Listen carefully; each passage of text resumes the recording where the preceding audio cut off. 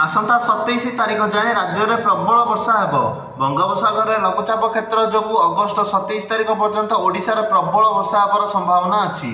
झारखंड आड़क लघुचाप प्रणाली गति करुवु आईएमडी विभिन्न जिला हलदिया सतर्कता जारी करिछि। गांगेय पश्चिमबंग और यार पड़ोशी अंचल गुड़िक एक लघुचाप क्षेत्र सृष्टि होइछि, जार प्रभाव राज्य में आगक 27 तारिख पर्यंत प्रबल वर्षा होब बोली संभावना करा जाउछि। अन्यपटे यार प्रभाव में अगस्ट 27 पर्यंत उत्तर और आभ्यंतरीण ओडिशा रे प्रबल अति प्रबल वर्षा और घड़घड़ी और वज्रपात सहित सतर्कता जारी करिछि आंचलिक पाणीपाग केन्द्र।